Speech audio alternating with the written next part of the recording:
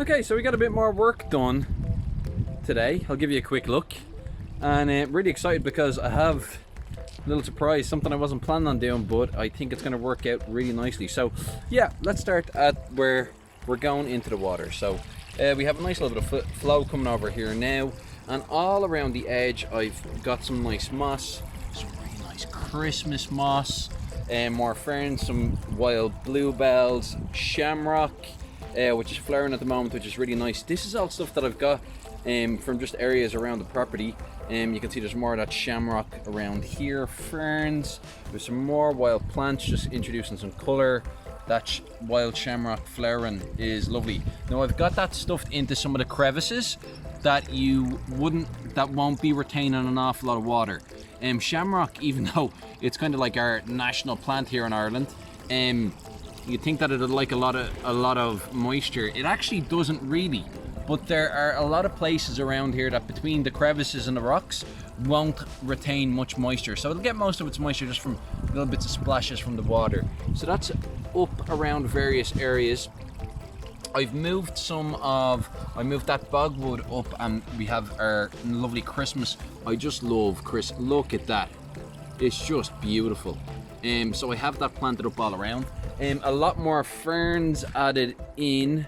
It's going to take a while for that to fill out, and I've added an awful lot more ivy. Where are we gone? Ivy, lots of ivy, to creep all around it as well. There's different small bits of it that have been mixed in to like various points that are just all going to start creeping out. The roots being in the water means that it'll just soak that up and start thriving. Moving further around, I'll show you around here. I kind of cleared this out a little bit by moving that piece of bogwood. Brew keeps walking into it. He seems to really like it. So that's fine. We have a nice bit of a spillway here. And what I've done is I've just added some vine across this piece of wood. It's hanging into the water, you can see there, so the roots will be soaking up water. That'll grow like crazy. We've hidden away some of the liner here as well with some nice lovely pieces of wood that I got in the forest that have moss grown on them. Some more wild shamrock around the back there, which should grow really well. Moving up a little bit further there, you can see there's more sticks with moss on them. We have lots more of that kind of moving up along the way, and I'm going to pop over there now and I'll show you, because I know I'm going to fall and wreck some more of these ferns. Brew's done enough of that on me already today. So here's some of those lovely pieces of wood with the moss on them. We've got ivy hanging down here as well. That's going to creep all around. That's going to be really nice. I love it. I just love that moss so much. That'll soak up that water. We have more plants up around the back here as well, and along here. Now you may have noticed something, very hard to tell at the moment, but I'm going to be introducing some new little friends into the pond now today. And they're specifically going to go in here. I have teased it, but they have another little buddy that's going to be going in with them. So yeah, I'll talk about that now in just a moment, but I'll continue to show you what I've done up along here. So plenty of rocks and hiding places in the pond. More of this wild shamrock growing along, flowering and everything, really nice. More ferns, and then moving up further up the back, we have kind of more of the same again. Now, there is about 4,500 litres flowing through the pond here, so there is actually, it doesn't look like there's a lot happening, but there definitely is flow going through the pond here, which is awesome. And I think the guys who I'm putting in now are really going to appreciate that. Now let's have a little look at what we got here. So I went down to my local fish store, and they had golden white cloud mountain minnows, which I was really happy about because I wanted to get some of them in, as I said. But they also had hill stream loaches. Now, really hard to kind of see these guys clinging onto the bag in a clear bag like this. There's some of the smaller ones. There's 6 here in total. Focus, boo, focus. Really hard to see. They're a little bit stressed out because they had just come in. but they're going to get some really nice colours and patterns on them. Now they won't be something that will stay out. You can see here actually, oh, really cool. You can see here, he's sucking onto the inside, clamps down, and these guys feed on biofilm. Now, putting these into a pond, you have to, or into a tank, you have to make sure that it's a really well-aged tank, that there's a good biofilm and everything. I'm gonna pop these back in. I'll pop these back in just to acclimate. So let's see if I can show you them now. Ah, there we go. So you can see a little bit of coloration on their back. It's kind of hard, there's a bit of shine on the bag. I'll move over here. You can see that one's quite pale, but he's still got a bit of colour on his dorsal fin. And there are in total 20 white clouds and 6 of the Hillstream loaches, so they should have a great time. Let's get them into their new home. Alright, there's the first white clouds in. Some of the guys getting trapped up in the bag. They just suck on so much. Okay, out you come. We got the white clouds are pretty much all out. There's the first guy in, and usually what happens is they'll drop off quickly enough once they realise that there is nowhere to go. But these guys can suck their way up and down rocks, so I'm not a bit surprised that they're holding on here really well. And that is them all. Let's have a look and see how they're getting on. There's one. Straight onto a rock over here. Blending in super well. Like, I mean, if you didn't know these guys were here, you go straight past, not even notice. The white clouds have already found a bit of a flow. Already found a spot with a bit of a flow. They are gonna love that. Oh, here, spotted another one. You can barely see them. My God, these guys are gonna be hard to catch when the time comes. Let me see if I can focus. Focus. There we go. Blending in super well.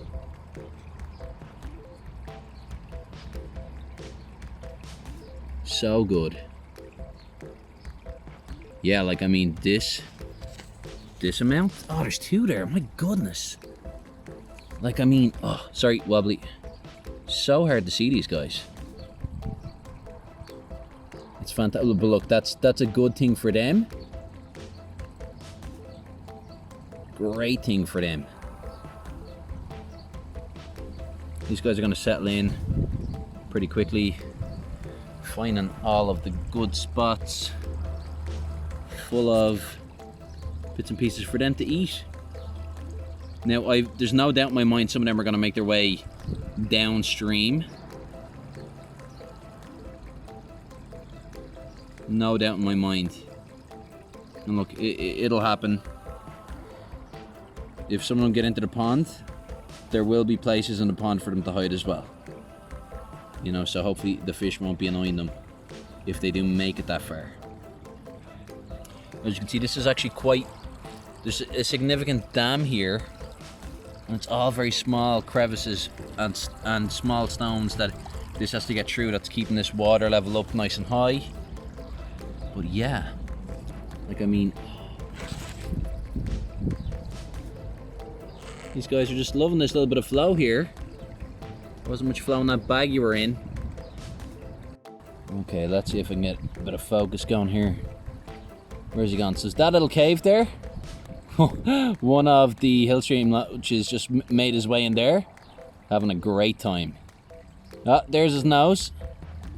Got a new little cave. Ah, delighted. Absolutely delighted. They're already having a great time. Super. Did you cut the grass? Is that just so that you can run around and get the ball easier? Yoo-hoo! Good man.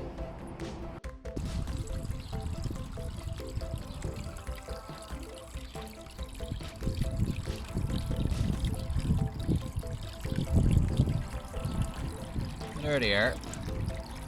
You see them down the bottom there? Oh, half them are in here now already. Which means pretty soon they're going to be in the main pond. you know what, that's okay, that's fine. If I find any down here in the main pond, the water should be clear by tomorrow, so I can just always just net them out and put them back up. Yeah, they'll probably be in the main pond in an hour or two. But that is quite alright. Nice oxygenation going on here. Pretty happy about that. And yeah, absolutely delighted to get some new guys in the pond and get things kicked off.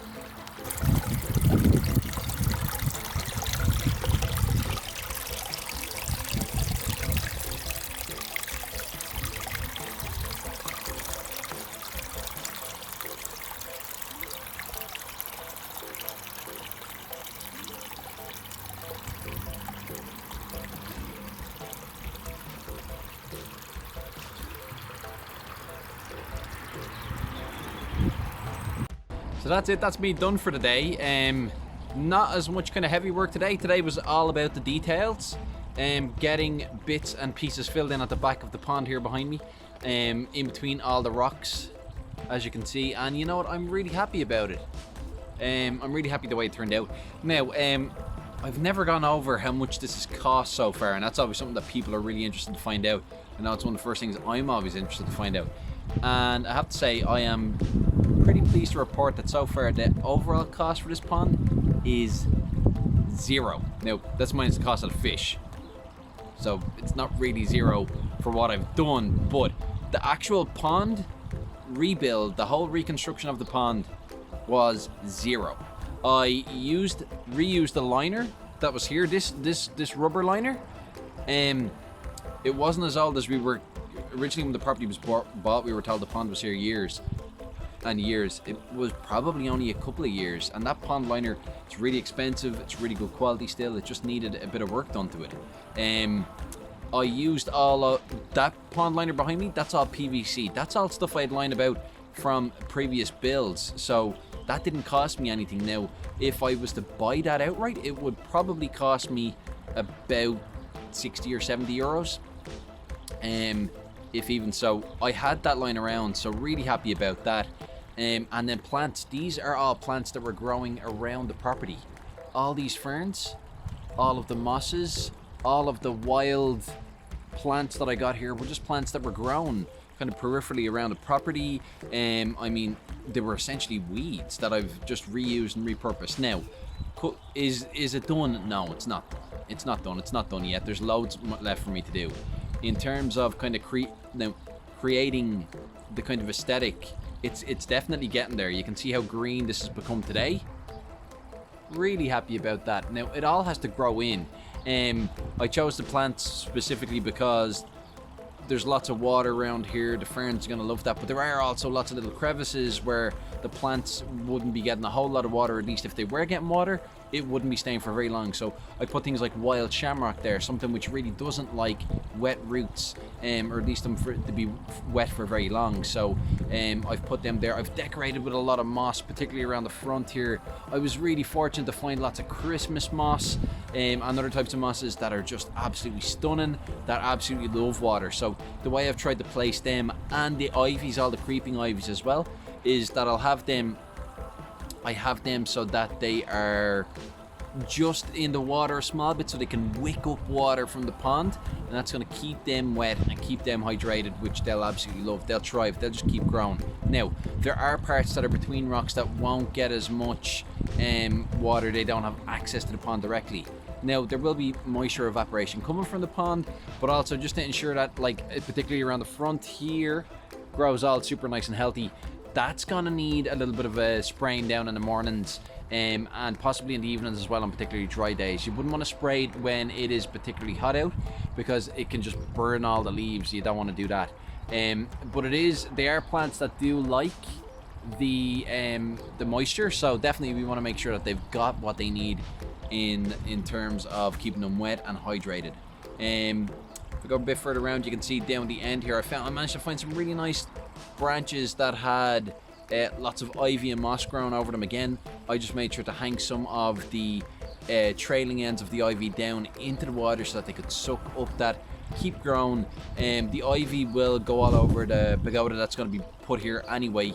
It's going to climb up over. We're talking about honeysuckle as well, maybe some of that, and yeah. So that's the main bulk of what I've done in terms of kind of plants and stuff now today. And then the other big thing was introducing the first inhabitants into the pond. I'm really happy about that. We had our hill stream loaches, and there's 6 of them, and it looks to be, it's very hard to tell if they're male or female when they're really small like that.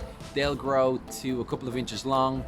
The water, like I said, I measured the temperature 17 degrees. That's the lower end of what you want for these guys, but they should absolutely thrive. Now that's 17 at the bottom of the thermometer, which is about that depth. They can climb up the rocks. They can go into warmer parts as well if they want, and the temperatures will only increase. It is the end of May coming into the start of June, so temperature's going to increase. I'm going to let them get nice and big here over the summer, and then I'm going to have an awful job of trying to find them and get them in for the winter, because you don't leave them outside. Before anybody starts leaving crazy comments, I have no intentions of leaving them outside for the winter. They wouldn't be able to handle it. They'd be goners. So I will be finding them, but that will be part of the maintenance that I'll be doing on this. And I'll go over maintenance, because this is designed to be a super low maintenance system. An occasional bit of a water change, Shinné, that is it. Asquelge in Irish. That's all we want to be doing. Bit of a water change every now and then to keep the fish healthy, and basically we're creating an entire ecosystem, an entire habitat that is self-sustained. Keeping those hill stream loaches, they're going to eat all the biofilm which grows on the rocks. Now biofilm's interesting. It will grow on the rocks, but it will only grow as much as it needs to. So if you have, hey Bill, there's me little buddy. Yeah. My dad's back. Ugh. So there'll be signs all over the place. Yeah, so the biofilm will grow as long as there's nutrients in the water. Now, we want the nutrients to be kept at a minimum. Now, we don't want no nutrients, because then the plants wouldn't grow. But what's happening is the nutrients that are being produced by the fish, because the waste is being broken down by nitrifying bacteria, that waste then becomes nutrients that can be utilized by all of the plants, all the marginal plants, and all of that biofilm. Now, those hill stream loaches will be chewing away on the biofilm for sport. They're going to have a great time eating that. And like I said, in the 2 or 3 days that this pond has been up and running, they're all, there's already a great plenty of biofilm available. Now, those hill stream loaches, they love biofilm. That's what they eat for breakfast. It can be really hard to keep them in a fish tank, because people try to keep them in a tank with goldfish. Goldfish or carp, they do like a bit of a current, but hill stream loaches like a real current, like a proper solid current that you'd be finding it hard to swim against. So there is a good current moving through back there. They'll find the spots with the most current that they enjoy, and they like highly oxygenated water as well. That's all moving now. Where it comes out right at the source, it's not as oxygenated as it is as it's moving further along. There's lots of plants as well providing oxygenation and helping break down all that waste and matter into nutrients that can be used by the rest of the plants and biofilm, and it's just amazing. It's brilliant. It's a really good wetland bog filter. Absolutely love them. They're fantastic. The minnows, I've been watching them. The minnows are going in and out of all of this plant here, all around the end. They're swimming all the way along here down to the front. They're making their way back up. They're loving it. They'll be breeding in absolutely no time, as long as there is a male and female together in there. Give them a week, I reckon they'll be spawning like crazy. They're gonna have a great time. They have natural light, which is just phenomenal. Like, I mean, they didn't evolve under tank lights set up over specific areas. They're gonna be under summer sun. They're going to be absolutely loving it and having an absolutely great time. So I'm really happy that they're going to just... I can tell that they're loving it already. Now, I've said it already. I know that hillstream loaches won't survive outdoors in Ireland over the winter. I'll be doing a future video on the maintenance of this. The pond stream, or the wetlands bog filter, the stream. I'll be essentially pulling that apart, all the top layer of it. I'll be clearing out all of the dead plant matter, and when things start to, just before things start to die back a bit and things cool down. I don't want these out in temperatures kind of below 16, 17 degrees at the lowest. So at the moment, they're grand. They're absolutely happy out. They'll be out for the summer, they'll grow. I have a load of spare tanks. I'll set up a river system specifically for them, where on one end there will be sponges over pumps, and it'll be getting put up and it'll flow out the other end. So it'll be a constant stream system. Rocks, I'll be taking the rocks from the pond, so they'll have biofilm on them already. They'll be getting a good bright light over the top and encourage biofilm growth. Lots of plants as well, lots of bits of wood, all stuff that I'm going to take out of the pond. So I already have a plan for those for the winter, for the autumn really. They're only going to get about 3 months out here and they're going to have to move back inside. I'm okay with that. I am managing that. So before anybody leaves any crazy comments, it's been looked after. Don't worry about it. It'll be really interesting to see if they manage to breed in here. They probably won't this season. Maybe they will next season. There's a lot of things that it would depend on. Temperature, making it seem like as if there's a cool water coming, making them feel like as if it's breeding season. All sorts of different things. If things warm up a bit, and then we get some cool weather and we get a load of rain, they might think, it's time to breed. So one last thing before I go, I have, like I've said, all of the media that's in this pond was active and alive. Doesn't mean that it's completely done. And what I want to do is I want to get the inside walls of this pond. I want to get all of the inside walls, all the surfaces. I want to get that alive with good bacteria, and get that going so that when the fish go in, it's got as much of a coating of good bacteria on it as possible. Now, I'm a big fan of these. I think that they work really well. I use them, I pop one into my filter. Haha, Brew, are you a big fan as well? Yeah, he is. Great boy. So, yeah, really great product. I'm not sponsored in any way, shape or form. I like them. Put it out here. You can see there. That is a big ball of bacteria. In a medium, you just dump it straight into the pond. I think this is good for there you can pause, grab your information. You can pause and grab your information. But basically, you just take it, break the seal, open your lid, and it's pretty satisfying just to go and chuck it all into your pond. That's it, job done. That's going to sink to the bottom. I can actually see it down there. I don't know if you can. You'll definitely be able to see it in the morning. I think we can just about see it as things are starting to clear up a little bit. Just going to rinse this out. It's got all of the good stuff in it. I want that to be near the filter. You know what? The lid has a bit of goo on it. You can see there. I'll let this do the business first. That's it. Job done. So that's it for today. Long enough video, I think, for everybody, but you can see some nice changes here, and I'm really happy with the way things have come on. Like I said, I haven't spent a penny on this at all, not a single penny. The fish, they were a couple of euros to get them. I think the Hillstream Loaches, they were about $6.50. The White Cloud minnows coming at about $1.95 each. My local fish store prices. So, and he gave me a little bit of a discount, which was awesome. But yeah, in terms of the pond itself, I didn't spend a penny. Big refurb. Still loads to do. There will be a bit of money need to be spent, but you know what? I'm really happy with what we had and where we are now. I'm pretty happy. Let me know what you guys think. Like, subscribe, share, all that crack. And I'll talk to you in the next video. Take it easy.